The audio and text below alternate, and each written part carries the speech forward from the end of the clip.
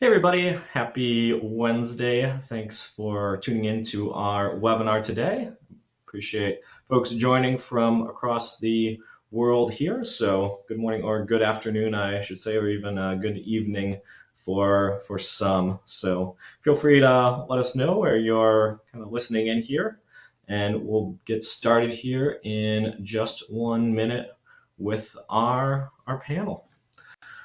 So really excited to have everyone on today, and appreciate already seeing some thumbs up coming through there. So good stuff.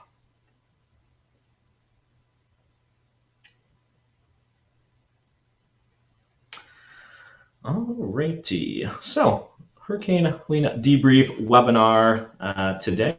My name's Grant Hoska with DJI. I'm just going to run through a few webinar logistics and a little background here before we hand it over to our esteemed panel. Here on GoToWebinar, you can submit questions through the question interface, and we'll be covering as many of those as we can here at the end. And we also incorporated some of the questions we received during registration into our panel. Webinar is being recorded. You'll automatically be sent a recording in about 5 hours after the webinar, after that's been processed, and we'll also publish it on our DJI Academy YouTube channel.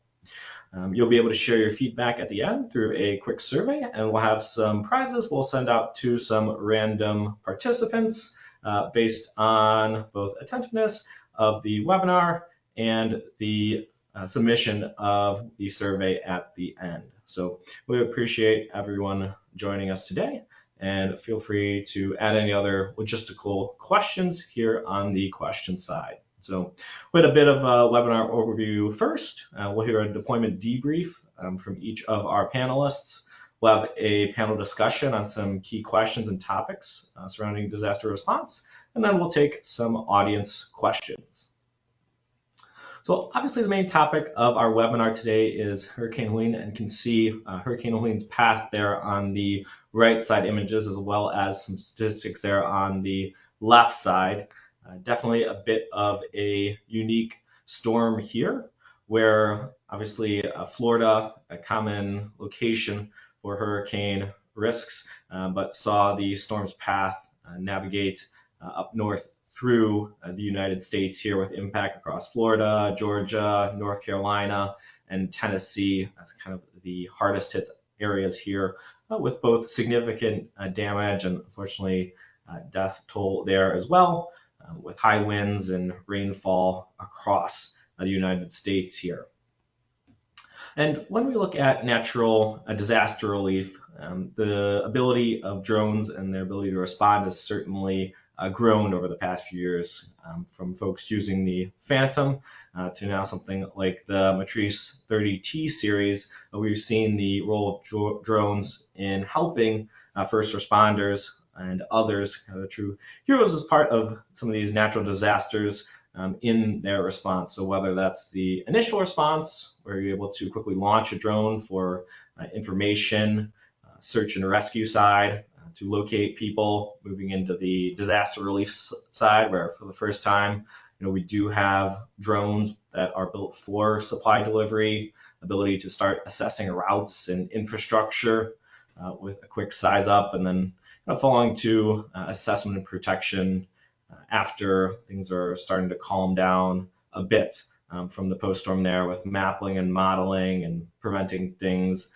unfortunately, like looting that may happen in the post-storm scenario here. So really brought together our panel today to talk through all three of these stages and talk about where they were able to lend a helping hand with the support of some drones. So at this point, I'll pass it over to former Fire Chief Wayne Baker to introduce our panel.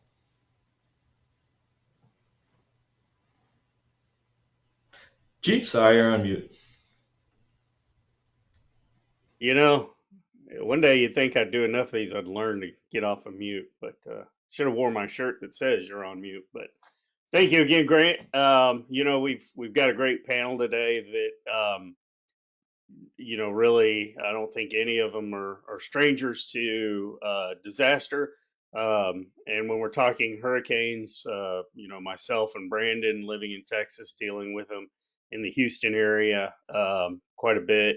Um, for me, going back to drones and Hurricane Harvey, but then Jeff, even though he's in Tennessee, responding down to Florida and helping with drones over many years, and then Russell being a former firefighter as well as Jeff and myself. So Brandon being the lone cop on here. But, again, a great panel of people that have done a lot. Brandon and I know Jeff and myself are probably known by a lot of the panelists, but just do a little bit more on Russell, talking about him. I got to meet him several months ago. If you've seen the On the Road series, On the Road with Chief, we're doing on the DJI YouTube channel. I encourage you to check those out. I'm getting to go around and talk to a lot of great people, and Russell was one of them that I actually got to go meet literally just a few days before this event occurred. And we got to see a lot of what he's doing in farming, not just with drones. He's an innovator, first generation farmer, again, former firefighter, but now doing a lot of great innovation with farming, and just coming up with a lot of unique ways and creating his own tools, but then now integrating agri-drones that really, I think several hours into the event, he started reaching out to me so that we could help support with him and several other farmers that went into action, as we're going to hear from him, being able to help people by first finding them with drones and thermal, and then delivering supplies to them, which is something I've been talking about for years, and now we've finally seen it happen, and the capabilities that drones can bring to a disaster to really save lives. And he's got great stories on that. And then, of course, we're going to hear um, great stories of how Brandon and Jeff were able to search for victims, but then also post disaster. So um, from there, I'd say we're gonna let everybody run through what they were doing. So I'll start with we'll start with Brandon, if that's all right. Let you talk about your experience. And you're on mute. See? Past that. Not Oh, the only one. Got to get those tripwires out of the way. Yeah, no, I really appreciate it. So one of the things that we ran into, we got deployed out in Asheville, North Carolina, for to support their operations. Um, Part of my role, I work for DroneSense, just as Chief had mentioned a little bit earlier, and they requested the DroneSense response team to come out there and support operations. We also supported a little bit in Florida when it initially made landfall, but we were primarily deployed up in Asheville and did a lot of work up there. Um, so just some key takeaways on it. We provided primarily airspace management, tasking tracking, infield support and training, data management, and data processing. That was our primary tasking up there. The Asheville team was fantastic, but I mean, North Carolina just is not infrastructured in any way to receive a hurricane, much less the level of hurricane that they got. So even with all of their best tasking and their best pilots and their best incident management teams out there, they just weren't ready for a hurricane, and no one can blame them on that one at all. They did a fantastic job with the cards that they were dealt. For the operations, there was a total of 662 flights that were conducted for all of the operations. We mapped 756 miles to 28 miles of riverfront. They wanted to see where all of the washout was from when the dam let out, and came and unfortunately hit Asheville like a freight train. As of today, the maps that we created have been viewed over 1,700 times. At the peak, it was being viewed for just under 50 times a day. There was over 32,000 images captured, covering 13 square miles total, with 110 specific missions of taskings that were completed. Of those teams, we had many different supporting agencies that came out. We had Winston-Salem, Greensboro. We had Louisville Fire Department was out there helping support our air operations. Of course, Asheville was also supporting their own operations. We had Greer out there. We had Easley, Brookhaven Police Departments out there, ATF, Advanced Fire Department, and Louisiana State Police. Were all out there supporting for that incident. One of the things that I wanted to highlight, I'm going to click on our dashboard and then I'll share that out. So in this, give me 1 second to change sharing functions here. So one of the things that whenever we were out there, had to do a lot of on-site training because we had a lot of people that came out to support us or to support Asheville, but not all of them were DroneSense customers. And the city of Asheville made the decision that if you were going to be supporting their operations, you would fly in DroneSense and be tracked in DroneSense. And the reason they made that decision was because we were able to show where everybody was at all times, anywhere on the map, both through tracking cell phones as well as being able to see all of their feeds live on the ground. So this was the map that we created. Each one of these polylines was a mapping mission. What we ended up doing was going directly underneath these. We would go through and we would map out everywhere. The initial response was mapping. While we were mapping, we were also marking everywhere that we located LPG tanks or any people, any vehicles in the waterways, things of that nature. So utilizing the software, we would go through and we would mark those items so that the task force teams can come and get them and pull them out. That was one of their biggest concerns that we had out there.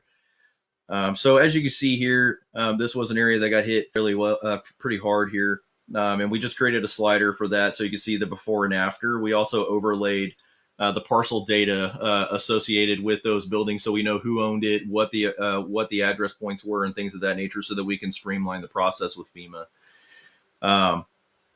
This was a huge asset to them. They didn't have the knowledge on how to build these things out and then also provide them with FEMA. And so we would go through and coordinate that, build these out at the end of every day. They go out and they map it. We would process it, punt it up to Esri, and then FEMA would be able to get it, or the incident management teams would be able to get it.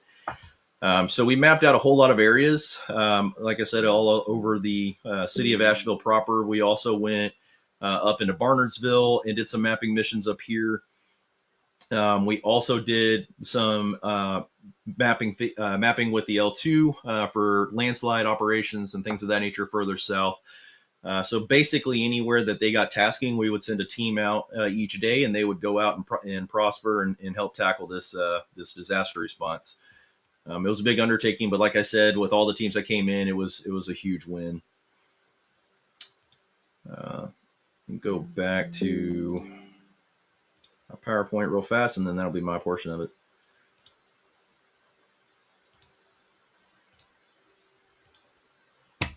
Awesome. Some of the takeaways was airspace management. This was really difficult. We had a lot of disaster tourism. I have responded to several different hurricanes down here. I've helped support other incidents in other parts of the state. This was one of the worst cases of airspace deconfliction that we've had, and just because there was a lot of people wanting to help, there were some really good-natured individuals, but there was also a lot of disaster tourism. We had 2 near-midair collisions that the pilots just were not communicating with any of the air operations branches, so that was really difficult. Data management was also difficult. We had a lot of teams that did not bring mapping drones out there. They brought what they had, which is pretty common. So we did a lot of mapping with an M30. Which was never designed for mapping, but hey, if it takes photos, we can make it work. And then we also, one of the biggest takeaways was relationships. So, we were able to integrate in a lot of different systems. We had Starlinks that were deployed out. We had T-Mobile that came out there to support. We had other private sector companies that were coming out there to support as well. And we were trying to get all of that in there. And that just came down to relationships. I mean, I reached out to DJI as well with Grant and Chief. We needed mapping products because we did not have any. So, and y'all at the drop of a hat sent out an M350 with a P1 and an L2, exactly what they were needing. And we were very, very gracious of that. And then last but not least was Unified Command was not unified. And so that was a big challenge as well. And again, it came down to the relationships there because we knew people that were in all of those different IMTs. And then we started making that unified command be a unified command. So that was my real quick down and dirty overview of our response in Asheville. But I mean, again, it was a testimony to public safety, coming out there, knowing this is a disaster, putting all egos aside, all competitiveness aside with private sector companies, and just making sure that we can help support those disaster-ridden areas as much as humanly possible.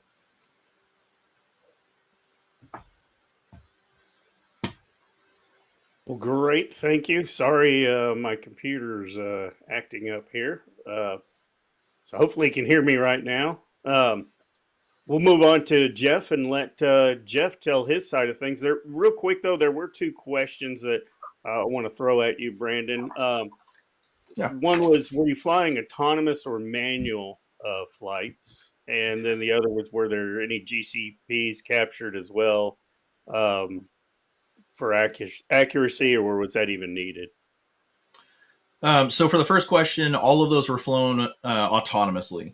So we were doing a lot of training in the field. There were even teams that came out there that had never done mapping before. And so we were having to train them in the field on how DroneSense does its autonomous mapping features. And luckily, everything that we build is police and firefighter friendly. And so we would train them on how to do that. They would go and build out that operation plan. There were some caveats to that because Asheville has these weird things where the ground comes up that we don't have here in Houston called mountains. And so we had to do terrain following and things of that nature and be real cautious of those. But it was all autonomous. There was very, very little manual data collection on that side of the house. When it comes to ground control points, there were no ground control points collected with the exception of the L2 sensor. And DJI had to help us out with that because there also weren't ground control points placed out there either.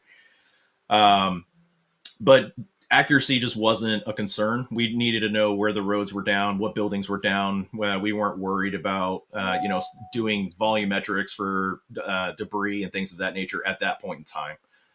So it wasn't a task yet. Okay. Great questions though. Thank you. All right, Jeff. Hey, can y'all hear me? Yep. Awesome. So I'm Jeff Clementi. I'm the operations manager for StormPoint. We're a 501c3 nonprofit, which kind of gives us a little bit of leeway when it comes to disaster response. We learned real early in the game. Our first hurricane was Hurricane Harvey. We've responded to every hurricane since then. On top of that, tornadoes, floods, you name it, if it's a disaster, we've pretty much responded to it. So when it comes to a hurricane, our big thing is planning ahead. So obviously we knew this storm was coming. It's a hurricane. Tornadoes, we can't plan for. So September 24th, 25th, we actually do have a meteorologist that works with us, Justin Hillard. So he's been briefing us all the way up into the point of our deployment. Our initial response was actually to Florida. So planning, getting ready, 24th, 25th, 26th, we actually deployed. Did send its team to stay down by Tallahassee. We like to be there before the storm hits because anyone that's ever responded to, something this size, if you're not there already, chances are you're not going to make it within the initial response. So we get there early, we set up, we have copious amounts of intel in where we can go, where we can stay, building construction types, all of the things we need to know in order to stay safe while we're down there. And we sent teams to deploy down to Tallahassee. So this is very common with our response. We will not go work an emergency operation without actually integrating into IC, into incident command and all the things. That being said, we will find tasking while we're waiting for emergency response ops. In Florida, there was debris, there were roadways, got chainsaws out and went to town. Not everything we do is drones. If we can't fly drones for some reason, we are doing something else, whether it's going to a shelter and setting up internet service, or whether it's, clearing roadways, debris, whatever we can do, just to be helpful. That being said, we actually did not actually receive tasking while in Tallahassee. So we cleared roadways, noticed how quickly the storm was moving north, and we demobilized on the 28th to actually respond to Tennessee. So we did have teams still in Tennessee. Russell was down there with a couple of people in Tallahassee. So as far as Tennessee goes, the 28th, teams from Florida, teams from Tennessee, both actually met up in East Tennessee. We were deployed. The 29th, we have officially received tasking from TEMA. Thanks to Chris Lowe, who is with Washington County and Unicoi. So having those connections, Brandon talks about relationships. That's the only reason we're able to do what we do. When we go to Florida, we know we're going to get tasking, which gives us a little bit of leverage on when we can deploy. We don't have to necessarily wait for that official tasking for us to leave the house, bring the gear, and show up. So we do deploy early. We don't get to work. We don't go emergency ops until we actually have official tasking. That being said, the 29th, we did receive tasking from Washington County.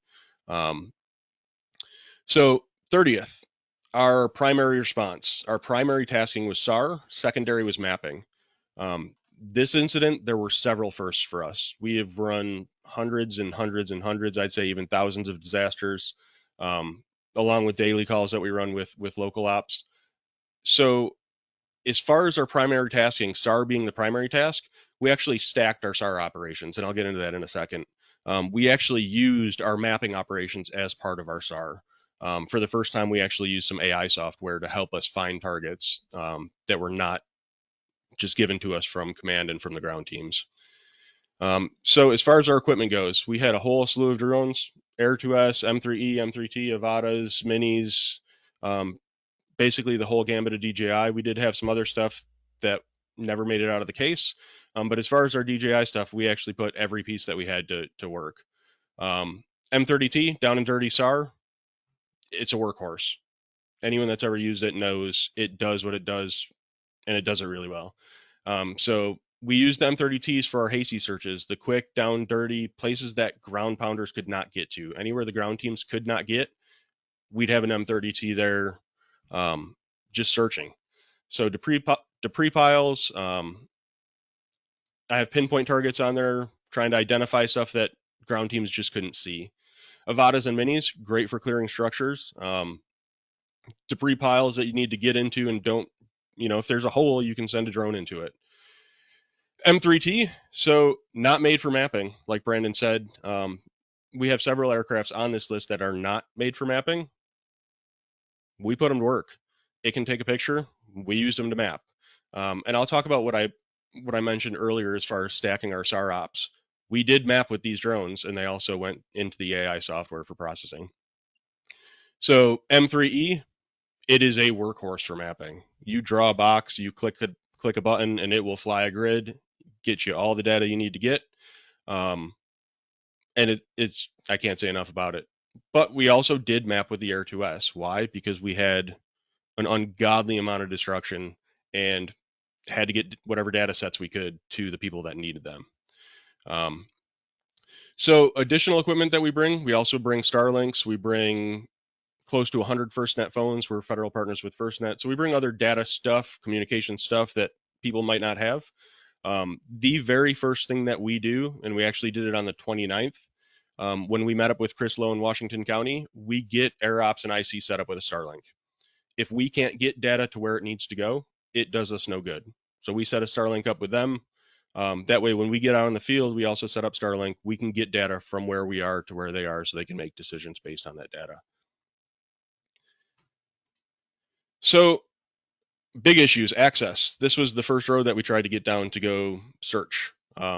So we did what we do. We put a drone in the air and went to see what we could do on the other side of it. You can actually see the yellow lines in the middle. That house is in the middle of the road. This was one of many access issues. Put the drone up, flew on the other side, and realized even if we could drive past that, wouldn't do any good because there was no road there anyways. Road was completely washed out, no way to get past that house anyways.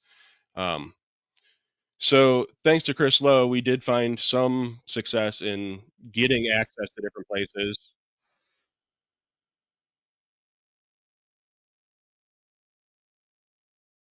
So that was us flying. That was an M30T sitting on Russell's lap. Blackhawks actually came to pick us up to fly us into places that we needed to get, whether it be to search or map or whatever it may be. So places that we couldn't get access, we eventually did. Sometimes it actually took a helicopter to get there. So as far as our SAR operations go, our setup depends on where we are, what kind of access we have to get there. top left corner, that's our drone trailer. That's where we spent most of our time flying from. Every day we do apply for SGIs and beyond visual line of sight waivers. We get all of our paperwork in with the FAA, so we can actually fly beyond visual line of sight. We were also coordinating with the National Guard to do that. All of our operations did actually take place in DroneSense. Thank you, Brandon. The software is incredible. It does exactly what it's supposed to do. You can also see on the desk there, we have UAS Sentry to track other people that are not using DroneSense, so we can see whether things may be in the area flying that we may need to know about or may not. On the right-hand side, that simple setup. We got a Starlink in a chair. Sit down, fly, and do what we got to do. All of these were from Helene. Bottom left, that was where we were actually flown into. There was zero access to this island that was in the middle of Tennessee. It was not an island prior to the hurricane, but it was after the water came through. So they flew us in here to do mapping, SAR, all of the things.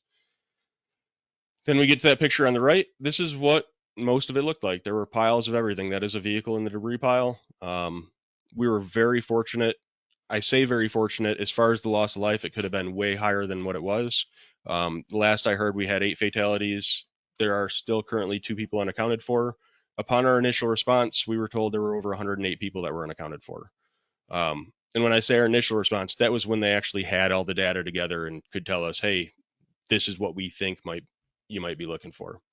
But these pictures are basically our ground station for our SAR operations, whether it be nice, comfy, cozy in the trailer or sitting in a folding chair and flying out in the field. One thing I can say, and I mentioned it earlier to the guys on the panel, if you're not sitting down when you're flying SAR ops, you're doing something wrong. If you're going to be flying for a day, 2 days, 3 days, 4 days, 5 days, whatever it may be, you will wear yourself out standing up. So find a chair. Best advice I can possibly give. This was a huge first for us. I know there's several softwares out there.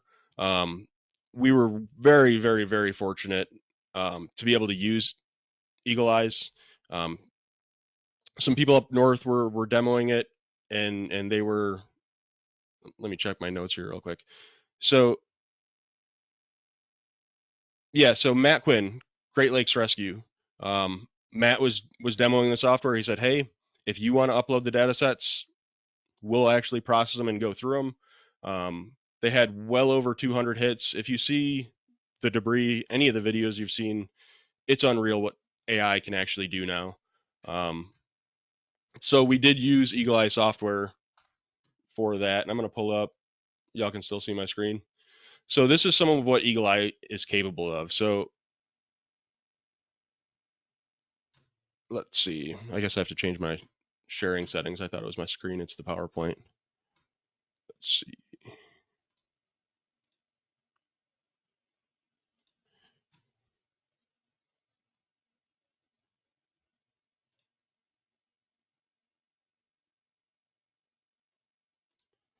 Here we go. It's really neat. The reports they give you a category, they tell you a level. Hey, 1 being, this might be something, and we had thousands and thousands of those. 2s, you might want to look at it. 3s are, you should probably look at this, and it tags everything from hazmat to, it gives you the GPS coordinates, the picture that it came from, all of the things. This gave us targets that we would absolutely never looked into. If anybody wants to see more about that, I'm happy to send stuff out. I'm not affiliated with Eagle Eye in any way, shape, or form, but they do make some of the AI software that's out there that was absolutely incredibly helpful for us as far as our response goes and finding targets. So that's one of the bits of software that we used, and we were very successful with it. Some of the hits, we actually had the Great Lakes, they were actually helping filter some of the data because, like I said, we had thousands of hits. But they would send us back what their teams thought we may want to look at.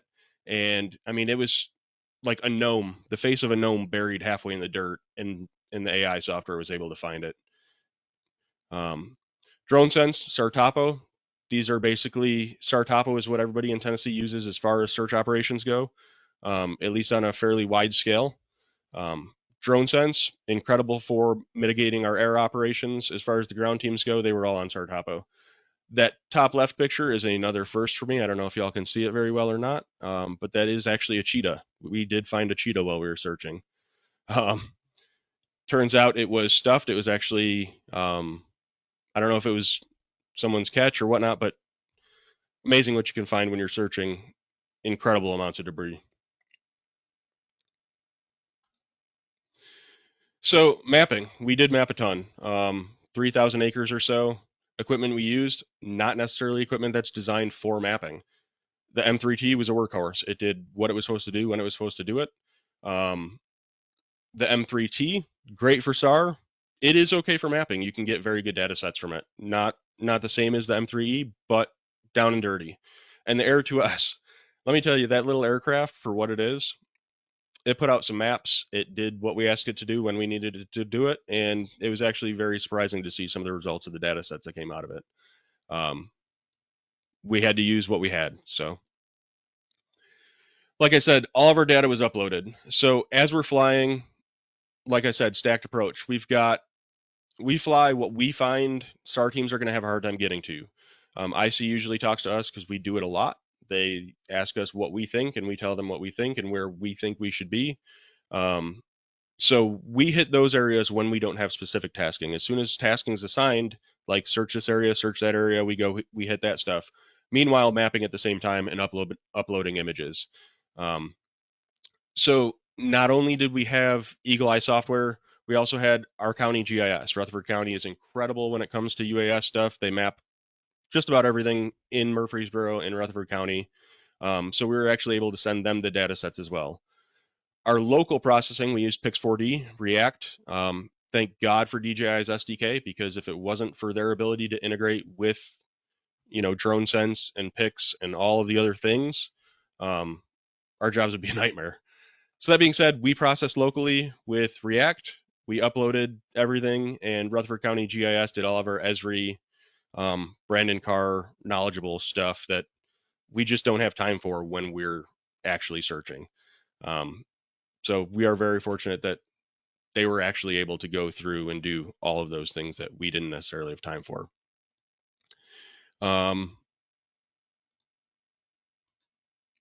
So this was some of the area that we mapped. The resolution was great. IC got what they needed. They could see what was washed out. This is one of several bridges that is just not there anymore. There are several roadways that were not there anymore. So they need those data sets to do the aftermath, to fix stuff, to repair stuff, to get emergency traffic where emergency traffic needs to go, and to get them there timely. Maps were used for everything. But unreal the amount of area that we actually mapped during this incident and the tools that we used to do it. So December 6th, we actually demobilized December 6th. We were there for 11 days doing what we do. So we did offer to return at a later date. We still actually may be going out there. I talked to Chris Lowe yesterday. There's a lot to be done. It's not something that's going to be done in 11 days. It's not something that's going to be done in a month. It's not something that'll be done in a year. So we did offer our services to go back out there, and we absolutely will at a later date.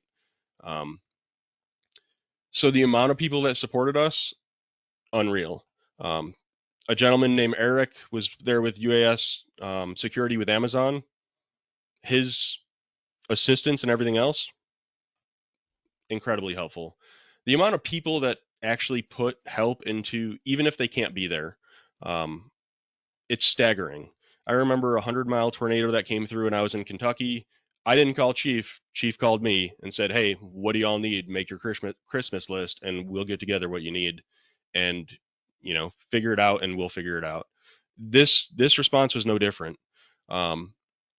We absolutely had, like Brandon would say, we had the sightseers. But aside from the sightseers, there are people that genuinely just want to help. And the only thing I can tell all of those people is go there with the intention of helping. Don't go there with the intention of flying your robot. Don't go there with the intention of flying your drone. Bring the drone. It absolutely will be useful at some point. If you're going to a shelter to help out, the shelter may need their roof looked at. Somebody may hear that you have the drone and your capabilities and wherever else it may be, they will absolutely find something for you to do, but don't just go do it. That being said, someone like Eric showed up. He's like, hey, I have drones. What do you guys want? And we absolutely put him to work. He helped us with everything we flew, everything we did. So there's absolutely ways to integrate UAS without necessarily being part of the team. But just going out and flying, north of us in Unicoi County, airspace was a lot tougher than it was in Washington County. Um, Thank God for Chris Lowe and EMA. Chris Lowe was the air boss there. Incredible job. As far as airspace deconfliction, we knew where the guard was flying, when they were flying there, and what we needed to do. We're flying beyond visual line of sight. We can't necessarily see helicopters, drones, all the things as they're coming through. So that coordination from Washington County, Johnson City Emergency Management, invaluable. DroneSense, Pix4D, we greatly appreciate your support. Absolutely, last but not least, without DJI aircrafts, we would not be able to do what it is that we do. I can't thank Grant enough. I can't thank Chief enough. I can't thank everybody all the way up the chain. The amount of help, the assistance, the support, even if we can't do something, if I was to send something to Brandon Carr tomorrow, which I did while we were at the hurricane, the network of UAS pilots for emergency response, Brandon helped me process a bunch of stuff while we were there. But I cannot say enough about DJI's ability to integrate with other softwares, DroneSense, Pix, whatever it may be, and the actual equipment works when we need it. I can't say enough about it. So thank you. My hat's off to you. And that is my little blurb to get into questions and whatever else. If you need to contact me, there's my info. Also, Russell Bradshaw's email's on there as well. If you want to spam him, blow him up. So Russell is actually the director of StormPoint. I see hands and questions. Yes, no, maybe. Yeah, we'll get to some of those here in just a minute. Excuse me. One question though, you kind of addressed it here a second ago, but I presume you were tied in directly to IC, or were you through an air branch manager, or where was your tasking coming from? So a little of both. We were actually tied in. All of our tasking came from the air branch manager. The director for the air branch was Chris Lowe. We had direct contact with him. All of our tasking came specifically from him. That being said, we were also sending data to the actual incident command because they were watching all the DroneSense feeds. They were watching the live video. They were using the maps. So there was some communication on that end as well. Especially as far as communications, radio traffic, all of the things. What bands do we need to be on? So we did have direct communication with both incident command, but all of our tasking did come from Chris and the air branch. And was that at the state level or a local level? So Chris is local level. Okay. Chris was actually coordinating with TEMA state. They actually had a separate command set up in Nashville that was overseeing a lot of the upper end stateside things. That being said, we also coordinate with FEMA. We're federal partners with FEMA. All of our data sets were going straight to FEMA as well. So we coordinate on several levels, but as far as specific tasking for the area that we were in, it came specifically from the EMA that was established in Washington County and from the air branch there. Okay. Well, thank you so much. And I know we may have some more questions here in a minute, but not that you, Jeff, or Brandon are not good and didn't do a great job, but I've kind of saved the best for last, in that the most dramatic and impressive and next leap forward in the use of drones in disaster is Russell, who has just a lot of amazing stories. Not only was I talking to him on the phone and helping support, but I was catching on TikTok and other social media other people in the area that came across his team and would video and post. So things that I would go, "Hey, did you see this video?" And Russell would be like, "No, man, we're too busy." So he didn't even know or wasn't aware of the social media following. So Russell, please take us through your part.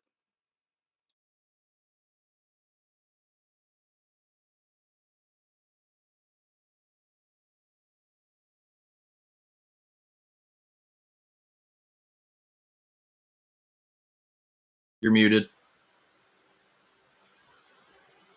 Here we go. How about now? All right. So just to give you a little bit of background, worked in the fire service for 12 years. And one of the things that, I guess maybe helped us is kind of like, Jeff, Brandon were talking about. There were a lot of people that wanted to go up and help. I think a lot of people just didn't know how to get a hold of the right people as far as getting checked in. And that was probably the hardest part for us. Is I don't think anybody understands just how bad communication was.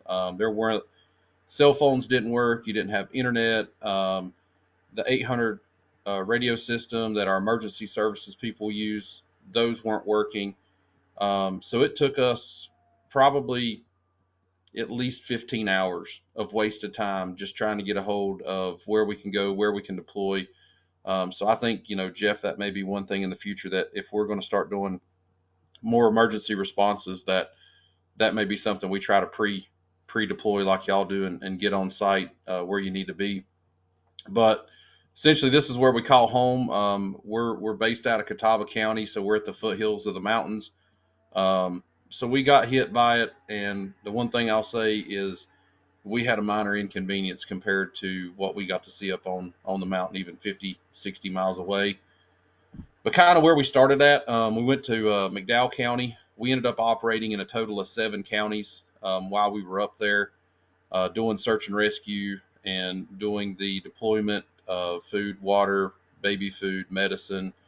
But this is just a picture of 226A up above Marion. And, it's kind of surreal whenever you go up there and, people knew we were coming and they said, hey, if you need help moving debris out of the road so you can get to people. Some of the roads were passable, some were not. The biggest thing that most people didn't realize is it wasn't really as much as clearing the debris, but even some of the stuff that Jeff saw of the roads they weren't there anymore. This was, once again, going up to like Spruce Pine, some of those hardest hit areas, Little Switzerland.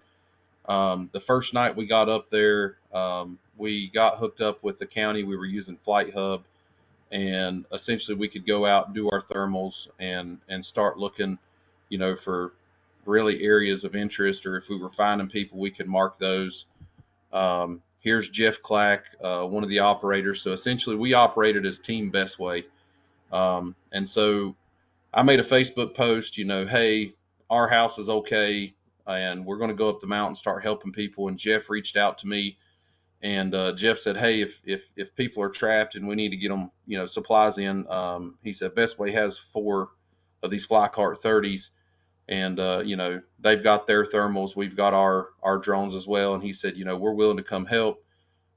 So started working with Sam and Jeff, and so we ended up having a bunch of guys bring a bunch of new toys that I hadn't even got to see, like the fly cart. But this is a Turkey Cove Baptist Church, and essentially we went to the top up there and worked our way down to about 4 in the morning, essentially just doing some reconnaissance, search and rescue if we saw anybody. The next day, this is Jake Harris. He's one of the drone team members. Hey, Russell, sorry. I think we're still just seeing Tennessee on your end. Might need present. Oh, that's looking better. Are you able to do the full screen there? I had a couple of folks ask they're having a little trouble seeing. Do you want me to stop sharing and just start back real quick with it, see if that resets it? Sure, we could try that real quick. All right. Sorry about that. Oh, thanks, Russell.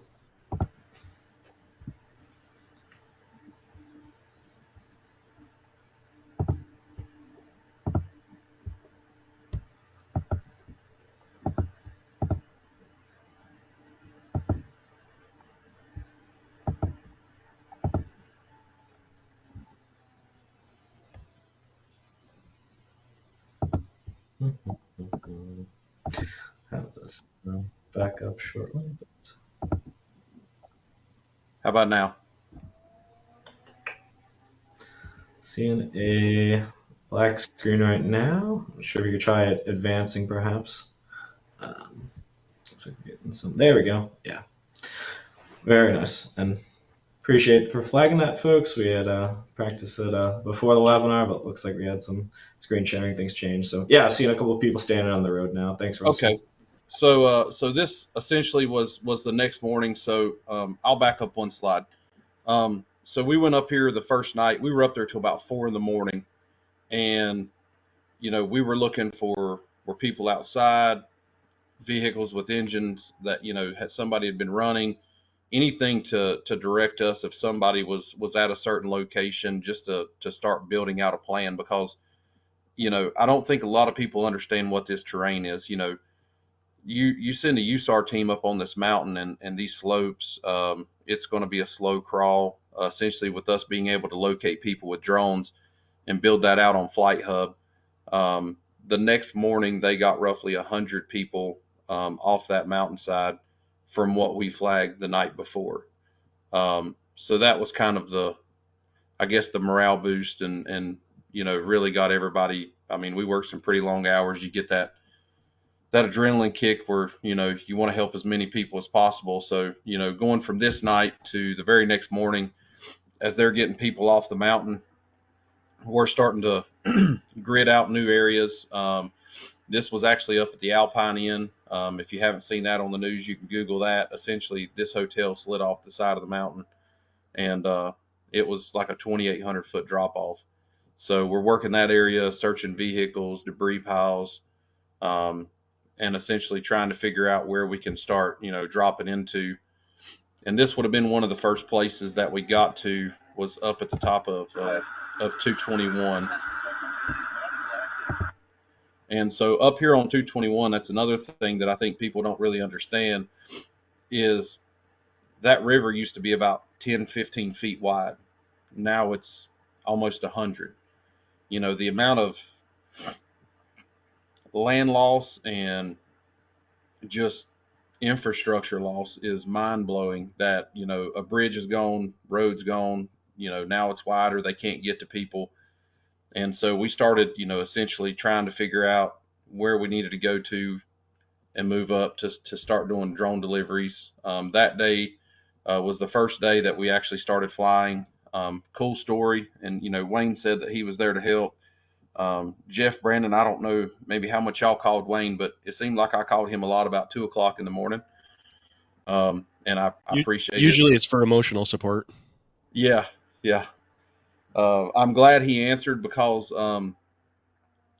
it's difficult to understand, when you fly a drone over a 2 or a 3 foot, 3,000 foot tall mountain, when you start losing, signal, and you're trying to figure out solutions to help people in real time. And even if it was something that Wayne didn't have an immediate answer to, he was on the phone blowing up other people to get us the help we needed. But this was essentially our drone team. This is Jake Harris, Sam Thier, Jake's from Alabama. Sam came down all the way from Wisconsin. Mike Howard, the third guy, he was actually a paramedic at the fire station I was at. Myself, Preston Cave, are from North Carolina, and then Jeff came up from Florida. But we put that Flycart 30 through its paces, and it really did handle the elevation, some of the winds. Conditions are never great when you're in an emergency situation like that. And then later on, we were down in another county, and another fireman buddy, Cody Jarvis, and then this is Brian Walker and his girlfriend, came down from Kentucky, and everybody kind of had their role. This reminded me really kind of like the last shift I was on at the fire department before I got out, that we didn't have to talk much. We knew who was going to be doing, bag preparation with MREs and baby food and medicine. And, some of us were doing, search and rescue and reconnaissance, and, everybody kind of did their job, and there wasn't any back and forth. It was, you just go up there and you do work, and we really didn't even have to communicate. We just knew what we were all doing, and that was really good. And then this is kind of the last little video we'll show, just so people maybe understand really the terrain we were on. So this is actually off of Garin Creek. So Garin Creek, Cane Creek was probably one of the hardest hit water areas, 35 to 45 inches, depending on, which area you were in. And pretty much took that creek from being about 5-10 feet wide to, 50-75 feet wide. Lots of landslides, debris piles, homes moved. And, we would just find little communities up there of 12, 15 houses, where people, at this point in time, this is day number either 8 or day number 9 when we shot this video. So, people have been cut off for a week. There's no cell phone.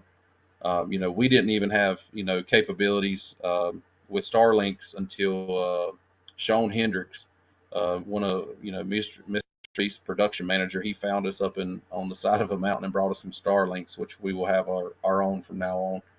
But essentially, we would fly up the mountain. We were using the 3Ts with a speaker on it to essentially fly ahead. We were trying to look at the safety aspect of this. We would fly ahead and essentially make an announcement over the speaker on the 3T of, we're bringing supplies, we're bringing stuff out, don't come near the drone, don't touch the drone. That's one of the things I really liked with that fly cart cable system is, we could set that bag down and it didn't require any involvement from somebody who's in the emergency situation already. Like I think if somebody's got to touch that drone, that just makes it a little bit more risky. And so being able to drop that bag, near the residents, put those supplies where they need them. And, we had people that actually communicated with signs saying, I need this medication, and we could start working on that to where we could even get medication to these people. But, this is just the mountainous terrain that we were in, which it's pretty rough. And that fly cart definitely handled it very well. And, once again, I think having the ability to do this stuff in an emergency situation for the first time, that was kind of a hindrance a little bit as well, because we would go to a command center and say, they were flying all these helicopters trying to move all these resources around. And we come in there and say, hey, man, I've got these drones and we can go do thermal, we can do mapping, and we can deliver supplies directly to the people that need it. And I think that it's something that's so new. It took a lot of explaining every single county we went to for them to understand what the capabilities were, just so they knew where to send us as a resource. And so I think that that's something that, we're going to continue to work with our emergency management here in North Carolina so that they know what these capabilities are. And if we, have a similar emergency in the future, they already have a list, our team, what we've got, and we can deploy and be able to do even more help. So my big thanks is to DJI for all the phone calls they answered, helping us with all the issues we had, and making sure that we were able to help people up on that mountain. Well, thank you so much for what you were able to do. And, we've got a great team at DJI. I've, for the last 5 years that I've been here, it's been great working with Grant and the others. It's one of those, I just will say, for a lot of people, the atmosphere working at DJI is amazing. Everybody that I work with are just happy people and always willing to help, jumping at the chance to help. And it's been really great going from the public sector and the unknown into the private sector has been great. And so that help that they all, it's really them supporting me, supporting like Russell and the others. So thank you guys there. And Russell, thank you for sharing what has been an amazing experience, like I mentioned, over years of uh, disaster response myself, as well as working with drones. This is one of those missions that I was excited to see being able to help and be proven right. And so I'm going to move on to some of the questions we've been getting, and we're running a little short on time. We don't have too much here left, but I'll kind of try and answer some of those uh, for all of us, and then pull some of you in for some of them. But I'll start with one that seemed to be kind of the main question we were getting is tying into the ICS system, the ICS structure. Also, one about training, to be prepared. Obviously, drone training, drone. Having a Part 107 really, I think in this case is imperative. Because I don't have time to vet you. If I'm incident command and you show up and you're going to be a volunteer for me, which is tough to integrate volunteers in to begin with, but I don't have time to vet you. So I would first start with, you need to, if this is something you want to do, you need to get, now with your area, um, ICS structures, your county emergency managers, your city and state level, and begin working there. But as I mentioned, Part 107 and drone experience and training, um, and then NIMS is going to be important. 100, 200, 700, 800, as much as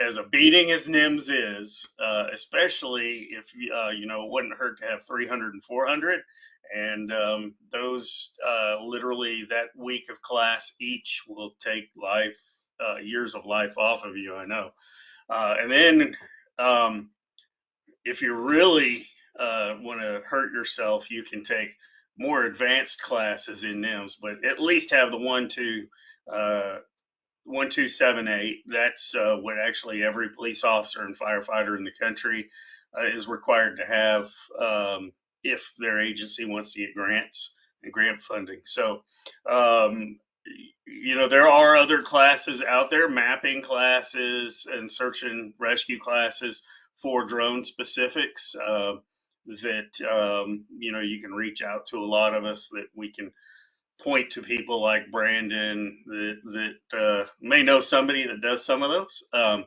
So that's one of the keys. The next part to that, though, is again also plugging into the ICS structure, and it's extremely important that you be plugged into, whether it be local or the county, city, county, local, or state. But whatever you're plugged into needs to be plugged into the state response system at the time.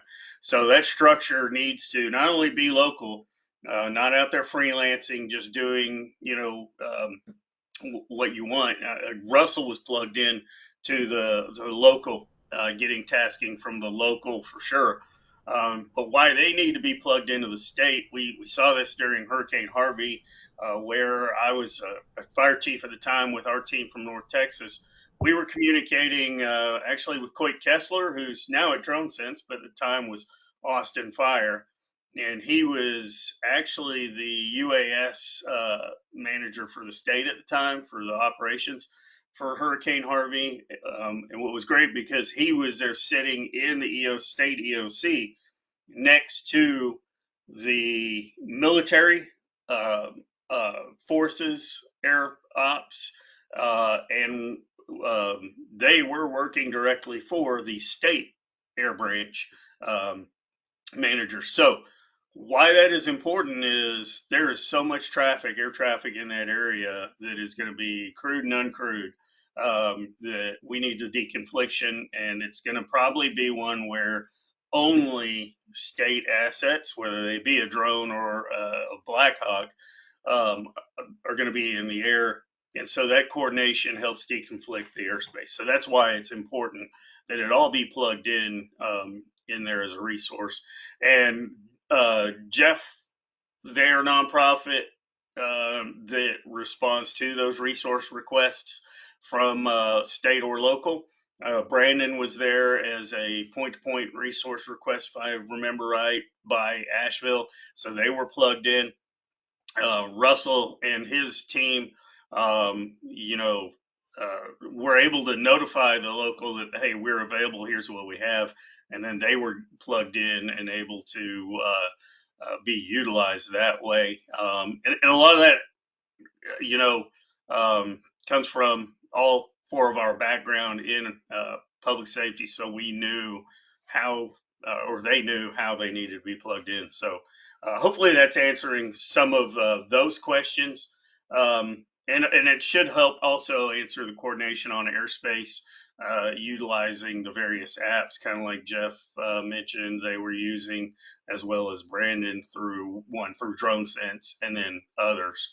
And this is part of why, we don't necessarily like some of the things that we're uh, asked to do, forced to do by the FAA through regulations. But remote ID is so important because in an incident like this, especially as Brandon mentioned, when you have those disaster tourists coming in with their little Mavic Mini 3, you know, just to look around while we're actively, Russell's flying a fly cart or an Agris to deliver something. Um, that's a lot of liability in the air that we don't need that potential disaster. Um, Challenges that you guys faced, I can answer some of this. Was support. There was at one point where there was some mismatched firmwares Russell was running into with the Agris and Flycart.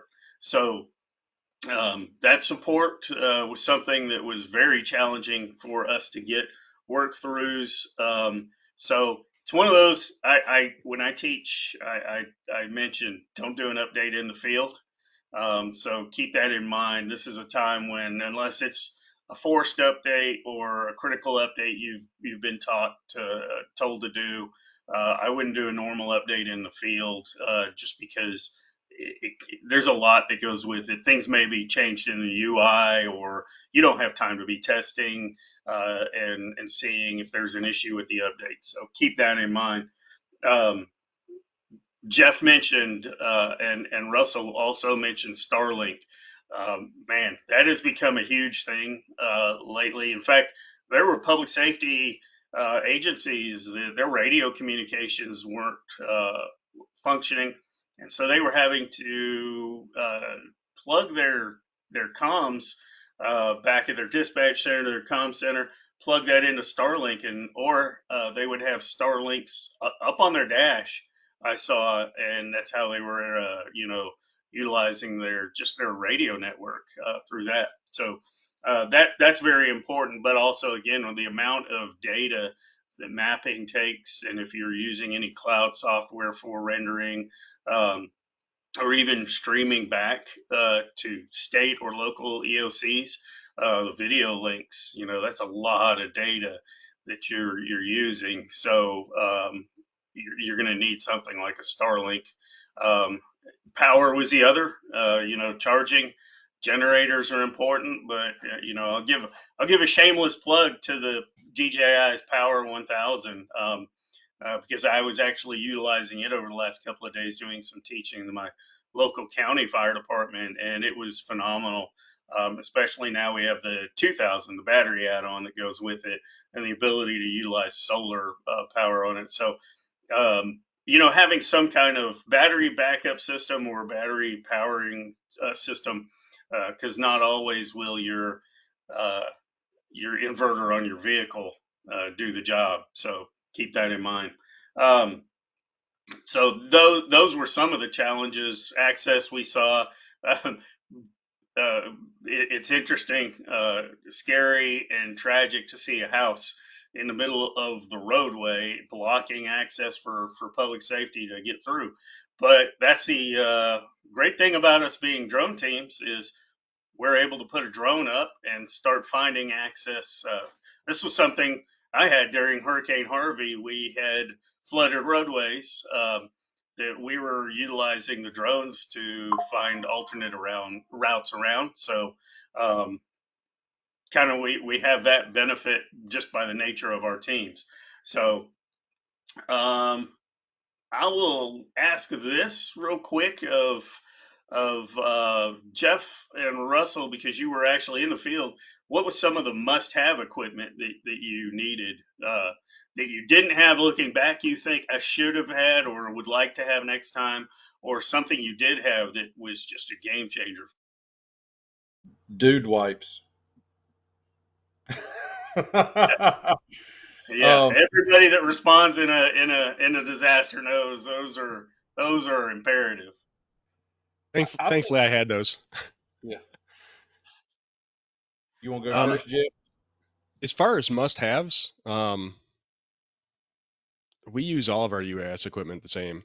I'm slightly jealous of Brandon with the L2 and actually fully capable mapping equipment would have been nice. Obviously, our primary was SAR, but that being said, you throw a P1 and throw that through some AI software, maybe a little more, I guess, a little easier to read. Higher resolution is great. I can't say enough about the ability to withstand weather, though. I think that is probably the most invaluable thing that we appreciate as far as the aircrafts themselves go, and the remotes as well. The weather ratings on those aircrafts is probably the most important thing to us because we do fly. Whether it doesn't matter what the weather's doing, we put it up, send it. Some of the stuff that are a hard equipment that we bring with us at this point is a ground to air communication radio. If you have the proper permitting to use those, I had to use it multiple times when we were up in the mountains in Barnardsville because we had a lot of Robinson R-44s come screaming through at 400 feet, which is right where we were mapping with no notice. And, we had official tasking and they were doing disaster tourism. So that was a big one. Um, Another one is a beefy laptop that you can do local data processing on that. I've had a lot of questions assigned to me on how we did the data processing. Well, you did it all locally because going back to data, even with a Starlink, it's a lot to push up, it's a lot to pull down. And every cloud-based software that I have access to, and I have access to a lot of them, they all take a long time to process. 32,000 images is 32,000 images, no matter how you cut it. So, Um, Brandon, can you touch real quick on specs, yeah. like what processor, So GPU? my Obviously, don't have laptop to geek out too hard, but Yeah, my laptop's a little bit dumb. Just full disclosure there.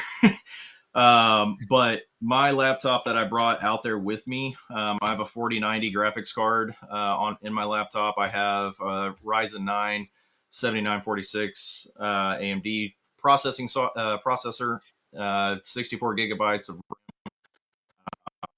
and I had a 5 terabyte external hard drive that we stored most of the data on. Um, So this thing I built for mapping because typically I get tasked with mapping when I go into some of these disaster areas. So I wanted something beefy. You don't necessarily need to have something this crazy, but you definitely would need something that can do some pretty heavy data processing. And I will throw a testimony to Pix4D, or excuse me, to DJI Terra. We tried Pix4D Cloud, we tried Pix4D Matic, we tried Esri SiteScan. And all of those make good products, but they all took forever. And you can't queue as well as you can in DJI Terra. DJI Terra also does a whole lot better with the resources on each computer. And so what we would do is we would just get all the data sets at the end of the day, we'd queue it up, leave it. And then once it was done, we would push each one of those to Esri as they got completed. And so it worked out really, really well utilizing Terra. Terra was the winner for this incident. And those are the definite specific hardware technical parts of the job. I want to kind of go back to the dude wipes, folding chairs, and a pop up tent. Um, the pop up tent because you're going to be out there already probably in bad weather, foul weather, and now you're going to be in rain. So just kind of to protect the equipment is one thing. If you don't have a trailer, Russell's actually working on a trailer right now. Give you a little plug there on that. That's it's sounding really great what they're working on there. But then you know, also if we're talking power, one thing I didn't mention is fuel. One issue we had, I know in Harvey for sure, was um, the refineries shut down for a little bit, but kind of like during COVID when toilet paper disappeared, we had that problem in Texas during the hurricane where everybody made a run on fuel and went and took out the fuel supply at the stations, not because there was an actual shortage, there wasn't, but that fear made everybody rush there. So that's one thing for for sure. But did you have any others, Russell, along those lines? Well, can we share about our repeater? Yeah, please, yeah. So I had a question in the chat, and it said, how did you maintain signal? Because they had asked us how far we were going on some of these flights, and either distance or mountain ranges really started messing with it. And so we took a 30T and we zip tied a repeater on the top of it. And we essentially sent the 30T out with the repeater with the fly cart. And I can tell you that you have to be between 1.2 and 1.3 miles of the fly cart for the repeater to gain the signal and send it back. It took a little finessing, but essentially, if you go a half a mile out and over a 3,000-foot mountain range and you need to make it another mile or two out, just having that repeater on top of that 30T extended our range over the mountain range and let us, make it to where we needed to go. And then also that kind of gave us a second set of eyes up there that we were able to essentially see if there was other air traffic. Brandon, you were up there in Asheville. I don't know if you dealt with Christian, the air boss up there, but Christian was a heck of an asset. We left there and went to another county, and that asset was not there, and you quickly knew it. So having that good air boss and having that radio traffic with them to make sure that those Robinsons, I'm telling you right now, those Robinsons that were up there in the mountains, there were more Robinson helicopters in the air than there were birds. And so, having the ability to even extend that range with repeaters worked out really good for us.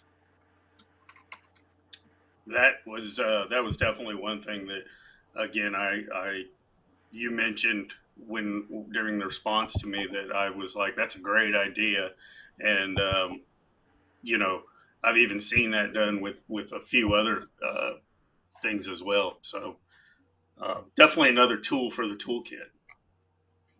Any last thoughts from any of you three, real quick? We only have just about 3 minutes, but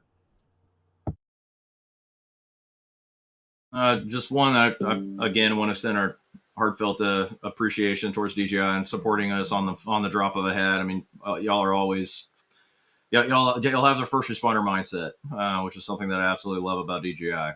Y'all always are there at a drop of a hat. The other one, for all of the people listening, please tie into your incident management teams if you want to come support, so that you don't do duplicated tasking, or that you can get tasked with stuff that we need y'all to go and do. Those are my two.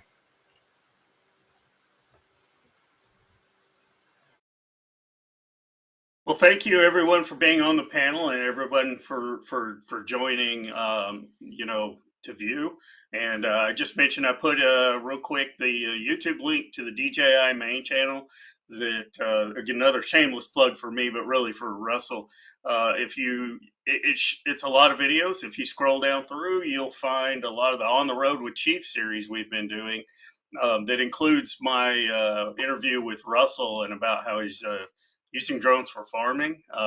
There's some others in there that are really good, including Dr. Laquata Sumter and STEM education. So thank you guys for all being a part of this. Thanks for what you guys did during the disaster, and really look forward to catching up with you guys soon. Thank you, Chief. Greatly appreciate it. Thank Thank you. you. Thank you again.